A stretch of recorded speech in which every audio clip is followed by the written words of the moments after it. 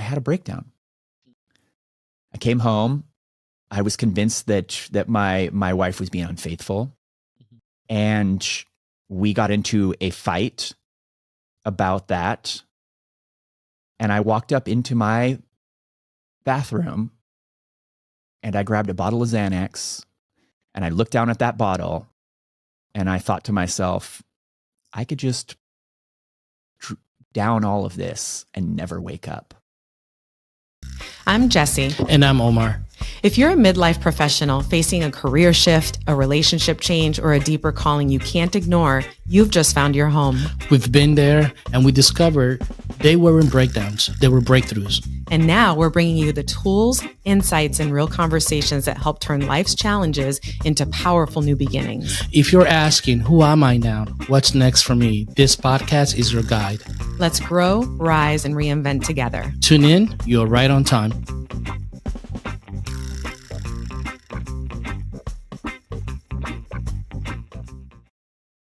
All right. Well, Aaron, thank you so much for being here. I know you're in the West Coast, so a little early over there. How are you? I'm very, very well. Thank you for having me. Yeah. Listen, like I was telling you pre-recording, I saw your story and I saw that you've been in the movies and you know about the heroic journey. And again, we look for people that embody that quest, that embody that transition of leaving the past behind and then moving forward. And I wanted to thank you from the bottom of my heart and my wife, Jessie, for allowing us this opportunity for you to share. Thank you for allowing me to get my story out. I really appreciate it. And you know, I think there needs to be more things like this, especially for men. Yep. And that's what we're going to get into. But before, it's customary of us to ask this question, right? The universe pitches us in someplace sometime. Where were you pitched? Where are you from? Where were you or your original beginnings? And how was that like? If we could start.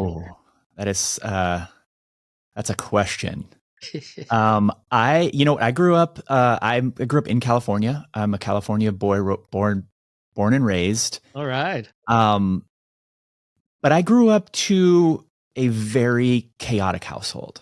Mm-hmm. My parents were never together. My mom was very young and my dad was very young. And I don't like to use this term because I don't think that accidents happen, but I wasn't a planned birth. Because my mom was very, very young, she left at an early age, and I grew up with my dad, and then eventually 5 years later with a stepmom. Mm-hmm. And the upbringing for me, I'm a little bit older. I'm 46 years old, and I kind of missed the section in time when Harry Potter came out. And now that I'm a parent, I'm rereading the Harry Potter series with my kids who are young. And it blows me away how much I resonate with Harry Potter when he first went to his aunt's house. I feel as though I literally grew up as a redheaded stepchild, like a bastard child, living in the walk-in closet in my parents' house that was outside of the actual normal part of our house. Mm-hmm. Wow. And I had a stepbrother, and I love my stepbrother so much. Half-brother, sorry, excuse me. I have a half-brother, and I love him so much. But we grew up in very, very different households under the same roof. Yeah. Without getting into the nitty gritties, I had a pretty rough childhood. My parents both, I think, had their own problems growing up, and there is a sort of lineage of abuse and just immature parenting. I read this phenomenal book called, I'm blanking on the name right now. It's Children of Emotional Immature Parents. And it kind of blew me away because it was exactly how I grew up. I had still to this day, have two very emotionally immature parents. And I grew up with a lot of chaos, a lot of emotional reactivity. I learned really early on how to, that I walking on eggshells and how to be very aware of what levels or what feelings my parents had, and had to decide whether it was safe to express myself or to not, in fear of there being some sort of giant reaction. Yeah. And all of that sounds really, dark, and I had to go through all of that, but I like to really look at sort of the bright sides on this, and that experience really taught me how to read people, how to be able to almost feel what people are going through. And I work as a coach and a men's group facilitator, and that skill at 46 years old has become one of the most important skills that I'm able to possess to work with the clients that I have. And I didn't start becoming a coach, and this is the pivot that I've made, in the later part of my life. I worked in the film industry prior to that, and so I'm just realizing these, what I like to call superpowers that I possess now in this stage of my life. I smile because what you're describing right there is kind of like bringing out the essence of an experience and transforming it in something that is advantageous to you, and that it allows you to connect with people at a much deeper level than you most realize. And I want to get back to that, but I don't mind going into the gritty, right? Because I think a lot of people don't want to talk about the grittiness, um, because it's painful. We don't, and the idea it's not to relive it, is to, sorry, is to gain that essence for it so that we could use the powers of it. But as you were growing up, like now, this is what you're experiencing in your early life. As you were a teenager and you were in that stage of creating your own identity and in becoming more independent, how did that affect that transition, and how did that lead you into working as a blue collar worker in the film industry? Well, I can tell you the exact moment, actually. Oh. I was in the 7th grade, Uh-huh. and basketball was a huge sport in my house. I grew up, very blue collar. And Lakers, I'm assuming. what's that? Lakers, I'm assuming. You know what? I actually grew up as a Laker hater. Oh, really? Yes, in Oh, Northern wow. California, it was all about the Kings and the Warriors. Well, that's true. Okay, that's true. And That's true. and in that time period when Kobe Bryant was at his height, Mhm. it was all about the Kings versus the Lakers. So That is true. I That's I true. grew up. I loved the Lakers. I actually hated Kobe Bryant all of my life. But as he has passed, and as I've seen the work that he's done outside of basketball, I have a great and true love for Kobe Bryant. I think he was a phenomenal human being Yeah. and aligns with a lot of the mentality that I possess today. Yeah. And You that, only hated him. You only hated him because he was destroying the Kings all the time. That's and he loved being the villain. He wanted to be the villain. And that kind of gets back to the story that I was just about to say, is like, I learned in the 7th grade, I tried out for the basketball team. My dad put so much pressure on me that to be on the basketball team, and I didn't make the team. Mm. And it was one of the first times where I just felt the biggest amount of disappointment being put upon me from my father. And at the same time, that was the moment when I realized that I have the ability to access this thing called grit. Mm. So rather than really wallowing in that, I did some wallowing, but what I did was I told myself, I said, you know what? I am going to make this basketball team. I played basketball in my backyard in the dirt on a hoop that was put up on a telephone pole every single day, all day long for the next summer. Mm. I convinced my parents to drive me 50 miles to the camps. I played every single day. And in the 8th grade, I was able to make the team. By the end of the year, I was the MVP and the most improved player. And then when I went into high school, I immediately went to the varsity and started playing at a higher level. Wow. And what I realized in that moment, and this is something that both Michael Jordan and Kobe Bryant talk about a lot, is something about having this grit. They use the term putting a chip on your shoulder. Yep. That disappointment that I felt, because in my house growing up, love wasn't readily available. There was a lot of emotional reactivity, a lot of negativity, a lot of chaos, a lot of highs and lows in emotions. And basketball was one of the few things that I would get praise for, what I got acceptance for. Yeah. And when I didn't make the team, that was almost that potential of this acceptance and this praise was ripped apart from me. And that was the moment when I said, okay, I could just wallow in this thing and just be sad, or I can put that as a chip on my shoulder, and I could work as hard as I possibly can to make that basketball team, because that's what's going to make that person, that parent really, really, really happy. Yeah. And I did it, and I used it, and I played, and I played, and I worked on my game. And in the end, it worked. So that was the first time I realized that I have the ability to overcome adversity. And as I grew older and I, left the house, I carried that mentality with me. And everything that I have ever done from the time that I left my parents' house, I have done with my own blood, sweat, and tears.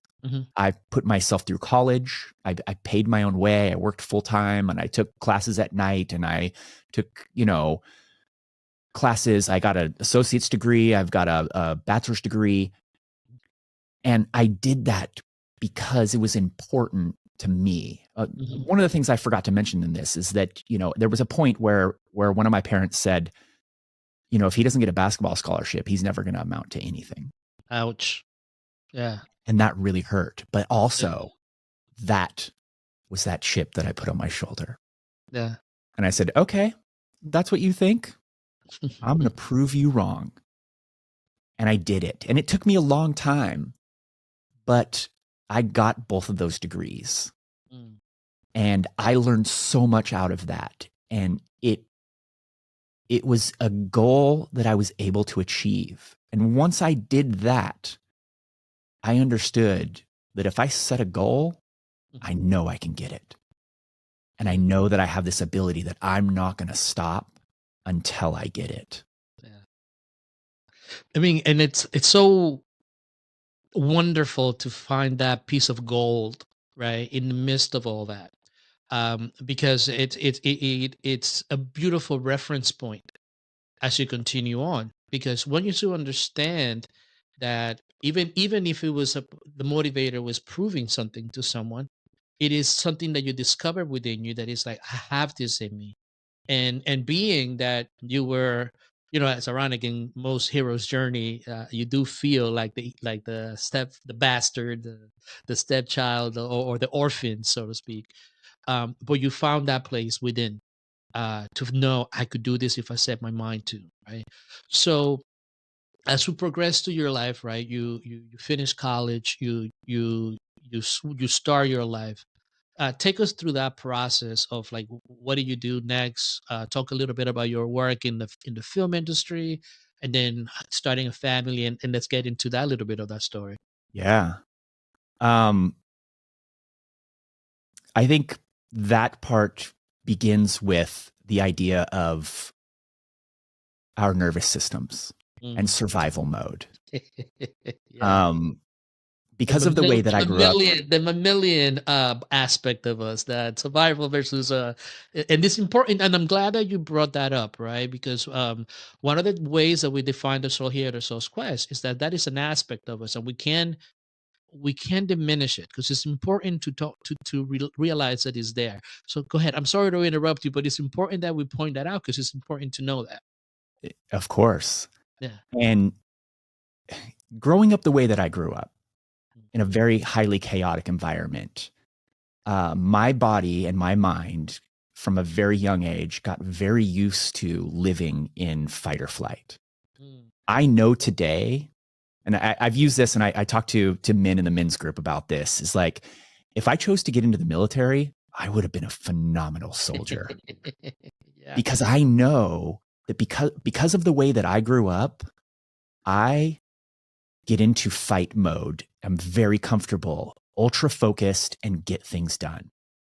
And if you're a soldier, when bullets are flying over your head or things are blowing up, you either are going to fight, you're going to freeze, you're going to run, Yep. or you're going to fawn, right? Those are the levels of what survival mode is. I immediately, majority of the time, I know I go into fight. So the way this universe works and the way that my brain works, I gravitated toward jobs that fueled that, because that's what's familiar. That's what my brain and my body is familiar with. So as a way to pay for film school, I worked in the medical field. I worked in the emergency room. I worked in all different departments throughout the hospitals. And I was gravitated toward this sort of adrenaline feeling of being in that activated nervous system, because that's what's normal to me. There's an amazing quote that I think Tony Robbins said, and it kind of relates to this, and I use it all the time in coaching. It goes like this: is that our minds will choose a familiar hell over an unfamiliar heaven every single time. And I apply that to this idea of the nervous system. My mind is looking for that because that's what's familiar. That's what's comfortable for me. So I gravitated toward jobs that fuel that. Working in the medical field, it also paid really well. Yeah. And I was really good at it. And it's really what paid for film school. Then I got into the film industry. And the film industry is entirely freelance for the most part when you become a crew member. They operate on very long hours. They operate on very, very fear-based systems that every minute that we are not filming, we're spending, thousands and thousands, hundreds of thousands of dollars. So everything needs to be done in a militaristic manner of precision, and there's no waiting. And, it's really sort of, if I'm being very clear and honest, it's really kind of a toxic industry. You see the glitz and glamour, but what it takes to make it is not, isn't any glitz and glamour whatsoever. But my body and my brain thrives in that environment because that's what I'm familiar with, because that's the environment that I grew up in. So I was very successful in that and had a 15-year career in the film industry as a camera assistant. Now, most people don't really understand what a camera assistant is. There's another term called a focus puller. So the easiest way that I would explain it is, anytime you've watched a show or a movie or a TV show or something where the focus kind of goes out and something goes out of focus for a little bit and then comes back in, and it's not a creative type of thing, it's kind of a distracting type of thing for a second, that's somebody in my job messing up. So my job was to make sure everything was in focus, whether the camera is moving, whether the actor is moving. And in the film industry, you have hundreds, 200, 300 crew members. There are only 4 people that do their job live while the camera is rolling. There's the actor, the camera operator, the boom operator, the guy who's recording the sound, and then the focus puller. So for me, every time we hit record was the most stressful do or die situation, because if you get to a certain level and you have somebody like Leonardo DiCaprio crying on camera and having this a massive, really, challenging emotional moment, and then all of a sudden it's out of focus and we have to do it over again, Oh, the amount of stress that comes with that. But yeah. again, my nervous system is very comfortable being in that environment. Hmm. And I think a lot of other people, I think in society, we as a society get used to feeling that way, living in that activated Yep. nervous system. Yeah. So a lot of the work that I do now, and for myself and for clients and for the men in the men's group, is trying to figure out how to recognize when you're activated in that and be able to use tools to lower that you lower yourself out of that fight or flight, out of that Hmm. survival mode, Hmm. and really kind of getting out of our heads and into our hearts. Yeah. It's interesting, so amazing that you say that. And I work with the Inner Truth Project and working with male survivors of sexual abuse, which is something that you affects the nervous system right away. One of the coping mechanisms that a lot of men use is working a lot.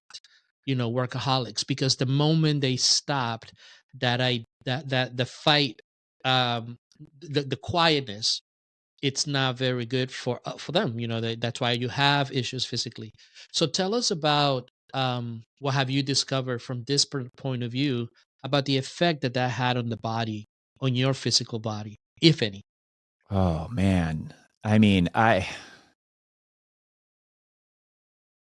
had gut issues, I've had skin issues, um, they muscular issues. Like I grew up like I said, I was an athlete. Mhm. So I've had, all kinds of injuries playing basketball. And um I didn't realize at the time. I know this now because of all the work that I've been doing up to this point, and really figuring this stuff out. Is you know, there's a great book called The Body Keeps Score. Yes, yes. And I truly believe that those things get stored in your body. And, you know, it shows up in inflammation. It shows up in tightness in your body. It shows up in, everybody hunched over their computers. They're storing their emotions. They're storing their stuff in their body. But really, like one of the biggest ones that I was struggling with was like I really like I had started to have lots of digestion problems and gut issues that Yeah. it's taken a long time to kind of get over. And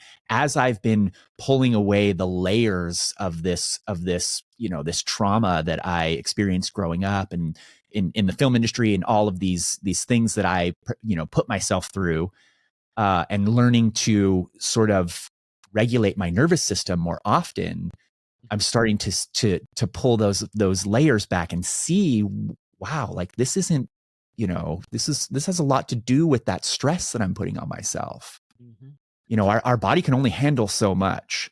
Yeah. Um, so yeah, that's I yeah, I think that's really where all I got for that. No, no. I mean, it's an excellent point, and I wonder because you were so expressive physically with that idea of living in that stress, craving that stress. So, but it had an effect on your body, right? So, 100%. at this point, so you're being successful, you're thriving in a tough job, because again, you're moving and keeping things in focus, and people might think that, oh, that's easy. It's not. It's I mean, I have an issue keeping the camera straight here, just in this place. But what happens in your life now that you're working? Tell us about the next stage. I know that you talked about you started a family. Tell us about that, and tell us about that pivotal moment in your life. Oh, okay.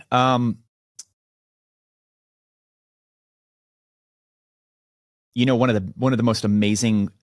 the most amazing moments of my life was when I had kids. Mhm. Also one of the scariest moments of my life. Uh, becoming a parent, I never really thought I was going to be a parent. Mhm. I had a huge fear of, putting a child through a divorced family like I grew up. I had a huge fear of, if I did get a divorce, that they would end up with a stepmom or a stepdad that didn't treat them. Like all of the things that I dealt with growing up Mhm. manifested in my own fears of having a family. Yeah. And, um, it's really interesting. Like I keep going back to that quote of like, the familiar hell and the unfamiliar heaven is, I ended up marrying someone who I fell in love with, but in the end sort of turned out to be a little bit more like my stepmom or the people that I grew up with that, were a product of all of, this trauma and things like that. And Yeah. I think we gravitate toward the things that we know. Again, goes Yeah. back to that familiar hell, right? And I'm not placing any blame whatsoever. I think that in relationships, it takes two to tango. Correct. But Correct. I know now that I had to go through all of that in order to learn and to grow. Yeah. So to get to that pivotal moment, I have two children. They're now 8 and 10 years old, and they're amazing and they're thriving. Yeah. And I was married, had a regular Joe Schmo, blue collar life in the film industry, and two kids and a house, and we didn't have the picket fence, but you get the analogy. I get the picture. And on the inside, I was just drowning. I had so much fear. I had lost myself. I was so devoted to this relationship and this chaos of this job and being freelance, and I lost who I was. And I wasn't living for myself. I was living for other people. And I was also operating on this idea that if I get a divorce, I'm going to be a failure. I'm going to fail myself. Ouch. I'm going to fail my children. And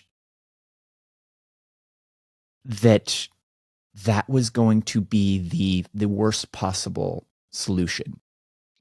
So a few years ago, about 5 days before my 43rd birthday, I took my kids camping, and I just had a breakdown. I came home.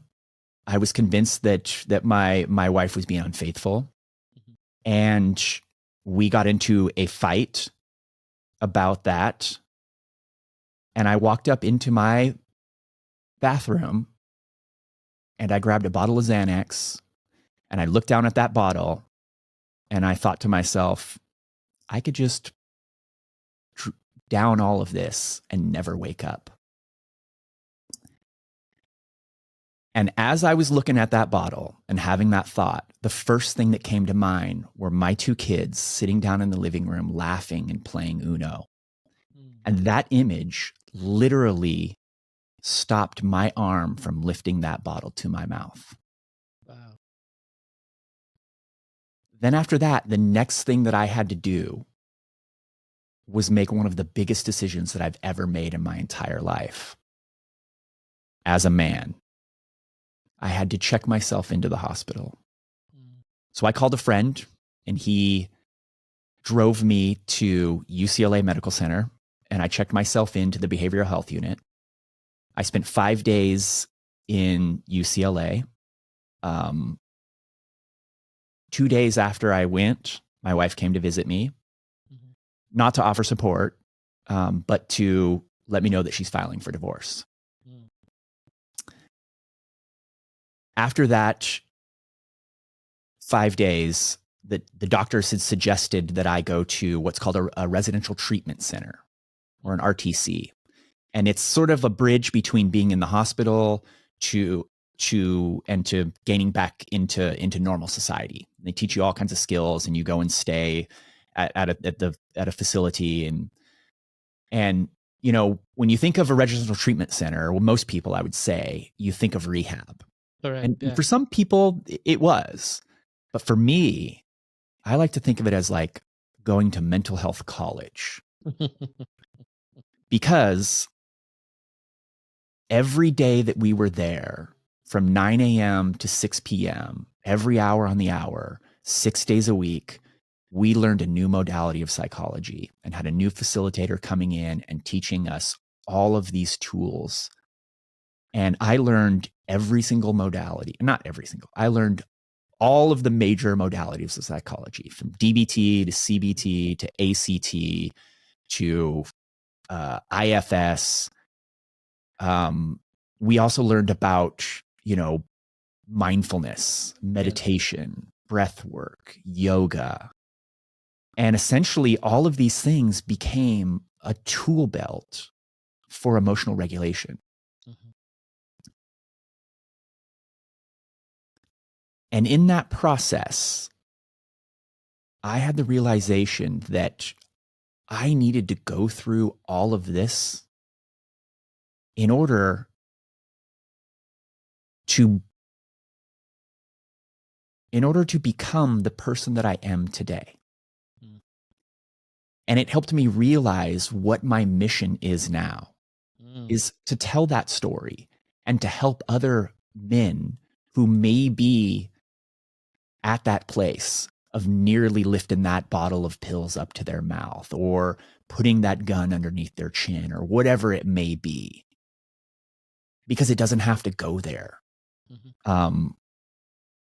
I gave you bits and pieces of this, but I actually wrote a speech about this. And in doing the research for this speech, I came up across a staggering statistic. Is that in 2022, the second leading cause of death for men 45 and under is suicide. Yep. The number one leading cause of death is unintentional injury. And that is right here, and suicide is right there. Unintentional injury is a random assortment of things that a person could die from. Yeah. That could be walking outside and something falling out of the sky and hitting you, having a brain aneurysm, having a car, getting in a car accident. It could be, choking on something. It's a million different things Yep. piled together. Mhm. Suicide is right underneath that. Yeah. And the When fact that men that attempt it succeed more often than not, and that's like the difference between the males and the females. Men succeed um, more often when they try it, so it's Yes, very terminal. it is arguably a silent epidemic that we are facing in society today. And I realized in that moment when I was researching and had this process and came out of that, the 25 days in the RTC, that this is one of my missions, is to help others by telling my story and by becoming a coach and a men's group facilitator, and really understanding that I am here to be of service of others. And that's really what all of these things, all these stories that I've told you, has led me to this point. All the experience that I had as a child, the marriage, all of these things has all built this pathway for me to overcome all of that. Because that was my dark night of the soul. Yeah. To then come out of that cave with a mission to help others. Yeah. Everything else was just experience and practice for getting me to this moment now. I am now fulfilling what I am here to do. The purpose that I'm here to do is to help others, and is to help lower that statistic of men. Yes. There's a sort of a mantra or a quote that comes from I think it probably goes back earlier to the 1950s, but the 1950s is what I could probably place it at. And it's this idea of, being a man or masculinity is you put your head down, you bury your emotions, you work hard, and you provide for your family. Yeah. And that's what we're all taught growing up. But I want to call BS on that. Let's. Because what happens when you can't bury those emotions anymore? Yeah. What happens when you don't talk about the things that are going on, that are heavy on your soul, heavy on your shoulders? It physically shows up in your body. Yes. And that's why we have this statistic that I believe that's why we have this statistic that we have. Yeah. Because men are taught to be silent. And I think where this comes from really is, we're generations of men who were raised by war veterans, who were raised by war veterans, who were raised by war veterans, Yeah. all taught that you don't talk about the things that you experienced Yes. when you were at war. Yeah. And that's a big hill to climb up. It is. It is. I think we also, in today's society, we live in a world where we're given a false sense of connection. Social media, our phones, text messaging, things like that. We seem like you're connecting with people, and you may see a version that is some sort of connection, but there's something about looking at somebody in the eyes, Yes. sitting next to somebody, Hugging and actually having a real conversation. There's an energy between that. And I think that's also not helping men at all. So that's where this whole path, this whole dark night of soul has now led me to this goal. And it's why I'm sitting here talking to you on this podcast right now. I mean, it's all part of the mission to help men and people. I mean, women experience this too. I think loneliness is an epidemic that nobody's talking about, but in particular, it is affecting men really, really badly. Yeah, it's beautiful. You beautifully articulated a lot of the modern issues that men are facing, right? I was talking to someone in a previous episode. I love Joseph Campbell, and one of the things that he says is that we have conquered the world as men, right? We don't go out and hunt. We find our food at a supermarket, nicely packaged. So those instinctive things that we used to be no longer exist. So there is a requirement for a new type of men to emerge from this void, right? Because again, if you look at the statistics, the suicide rate is up. The levels of men not engaged in the working has diminished dramatically in the last few years for technology reasons, but from other reasons as well. So you have all these challenging issues with identity and the redefinition of what it means to be a man. And the reason why I bring that up is because I want you to talk about the importance of this heroic journey. So since we have the highest levels of suicide that ever before, men are disengaged from the work environment like never before. And then you have the uncertainty of what AI could do in terms of doing and filling the functions that we typically were accustomed to fill as the provider, as the one responsible. Why is it important to go into this journey and rediscover something new? Because I love this quote that you use: we are not the stories we tell ourselves. So if we are not the stories that we tell ourselves, and there's a need for a recreation of something new, to define us as individuals, but also as a collective. Tell me about the importance of going into this journey, and also the practicality of finding your point of expression, your meaning in life, the way you contribute. I think that we all have a mission. And if we don't, we actually, no, I'm going to take that back. I think we all have a mission. I think what happens is most people don't spend the time or have the interest to finding their mission. Yeah. We're all put here on this earth for a reason. And call it programming or societal views, industrialism, whatever it may be, it pushes us away from seeking that mission. Yeah. Have you ever read the book The Alchemist? Of course. I read it in one night.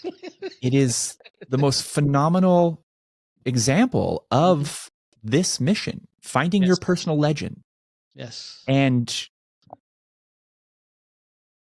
what I believe happens in this journey is that we get so lost in the idea of putting your head down and providing for your family and you know, those things,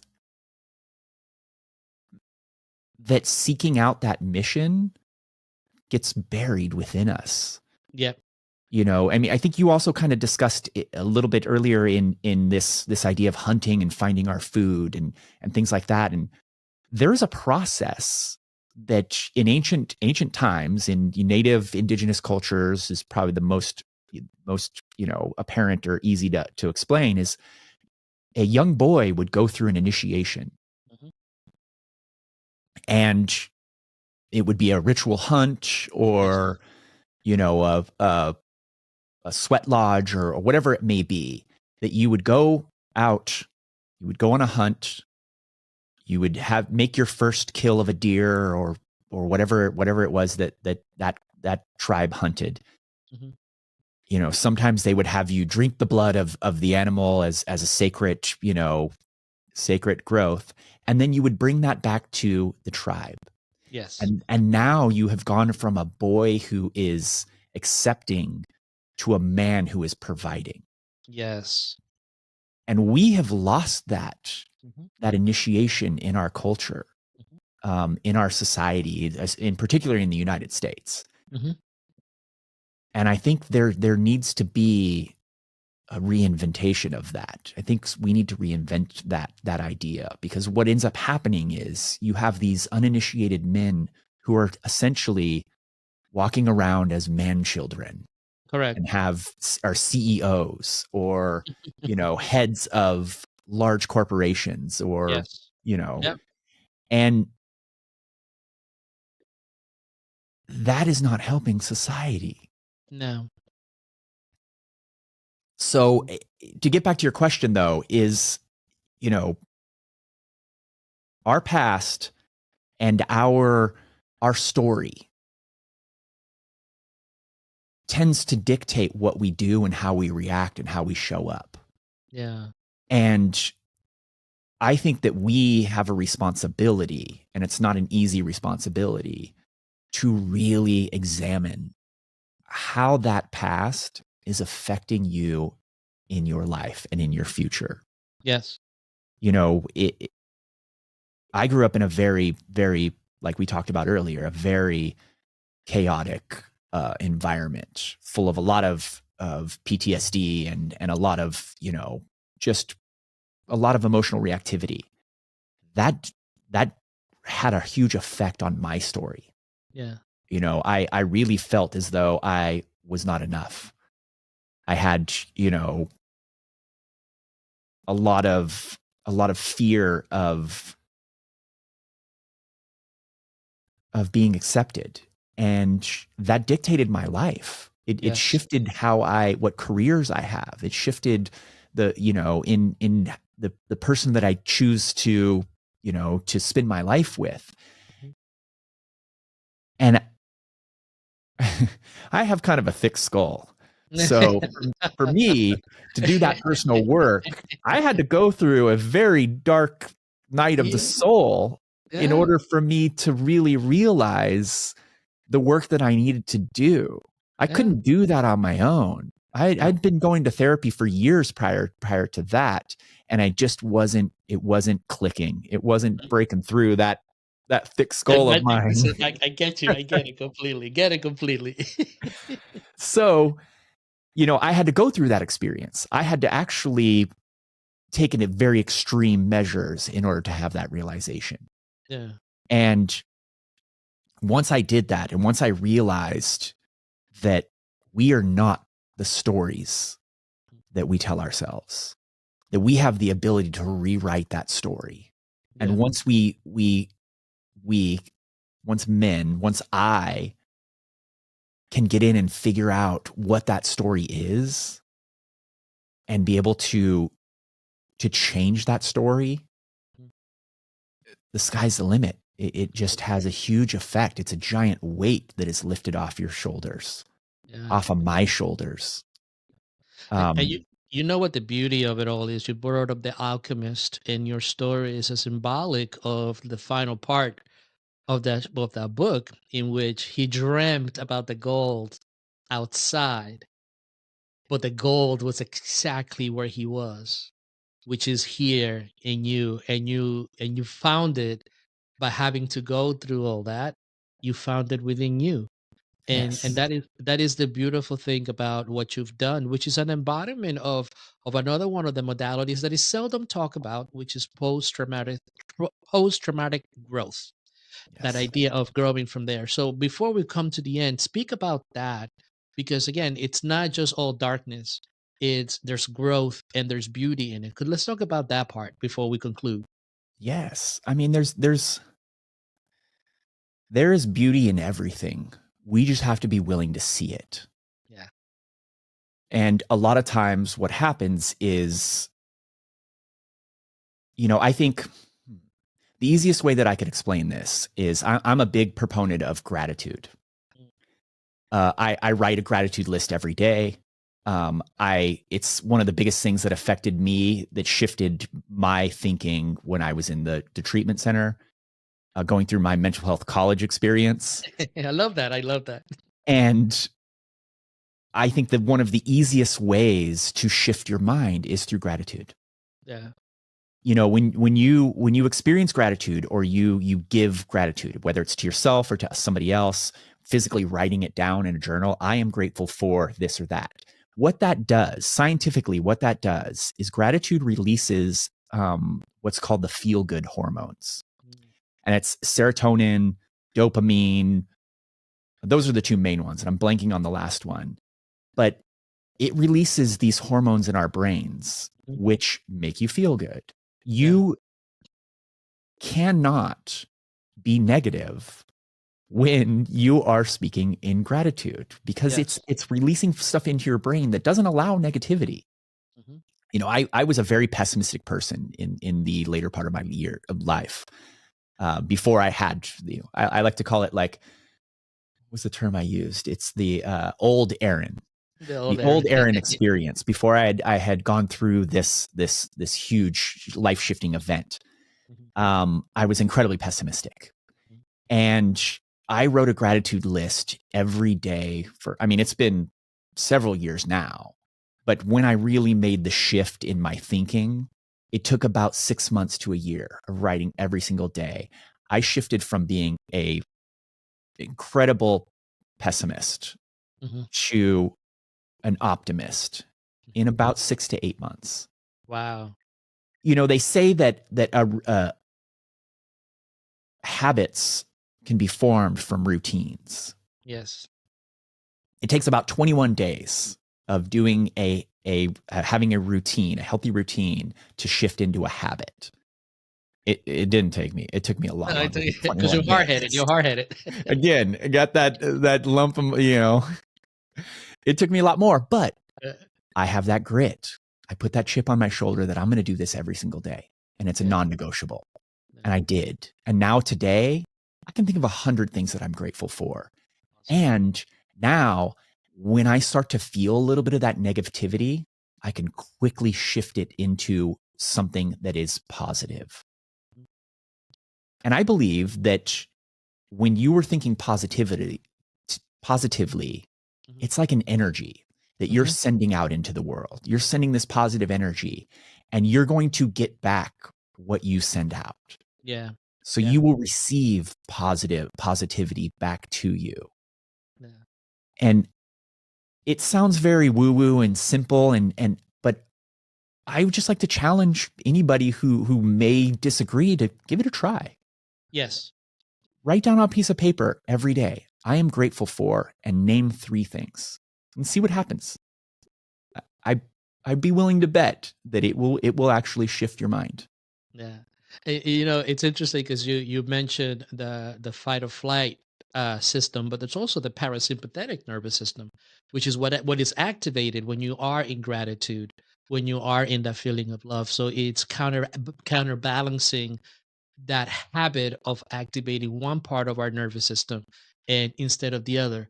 and replacing that. So what you're saying, it's not, and this is one of the things that I always personally um struggle with, not that I struggle with, but it's something that I decided to call what we do a soul's quest, because there is no difference. We have to understand those duality aspects of ourselves and know that through gratitude, through having a point of expression, to contributing, to sharing, to serve, that part of us will go away and something different and new comes out. And Aaron, you are an embodiment of what we see a huge shift that's happening in our world, that it needs to happen. And I want to thank you so much for being here. And finally, how do our audience gets a hold of you? How do they work with you? How do they find you? What are some of the some of the projects that you have coming up in the next few weeks or few years? I'm very active on all the social media platforms. Instagram at Aaron M. Gambel. It's spelled my last name is Gambel.